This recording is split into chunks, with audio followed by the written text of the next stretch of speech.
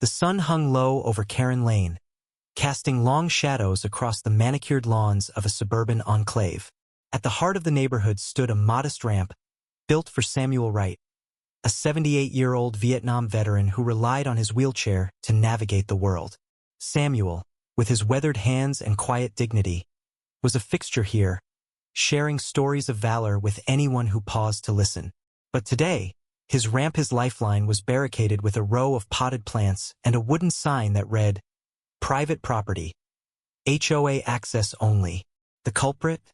Margaret Klein, the self-appointed queen of the neighborhood's rogue HOA, a group that operated without legal authority but wielded power through intimidation. Margaret, with her sharp bob and sharper tongue, had declared the ramp an eyesore at the last meeting, ignoring Samuel's pleas. She rallied her loyalists, claiming the ramp lowered property values.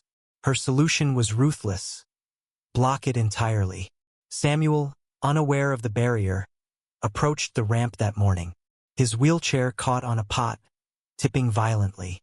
He fell, his legs snapping under the weight of his own body. The crack echoed, and neighbors rushed out, horrified. Among them was Lena Carter, a nurse who'd always admired Samuel's resilience. She knelt beside him, her hands trembling as she called for an ambulance, her eyes blazing at Margaret, who stood unyielding, lips pursed. "You did this," Lena shouted, her voice breaking.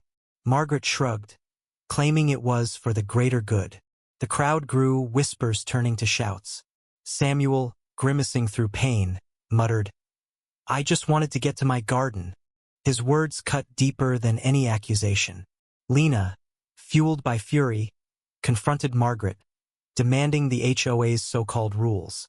Margaret's smug reply, vague references to bylaws no one had seen, only inflamed tensions. Neighbors began to question the HOA's legitimacy, their murmurs growing into a chorus of dissent. Days later, Samuel, now hospitalized with a fractured femur, filed a lawsuit against Margaret and her fake HOA. The case unraveled a web of deceit. The HOA had no legal standing, its fees were pocketed, and its rules were fabricated to control. Lena became Samuel's fiercest advocate, rallying neighbors to testify. At the trial, Margaret's composure cracked as evidence mounted: forged documents, coerced signatures, and her own emails mocking Samuel's disability. The courtroom gasped when Samuel, frail but resolute, took the stand. "I fought for this country," he said, voice steady. "I shouldn't have to fight for my home." The jury awarded Samuel damages, but the victory was hollow. His leg would never fully heal, and the community was fractured.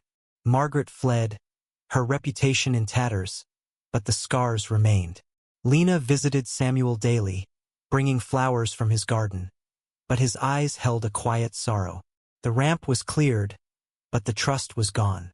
Neighbors avoided each other, haunted by their silence during Margaret's reign. In the end, Samuel's fall exposed more than a fake HOA, revealed the cost of apathy, the weight of unchecked power, and the fragility of community. What do you think? Was justice served? Or does the blame lie deeper, in the silence of those who watched? Share your thoughts on where fairness begins in a divided neighborhood.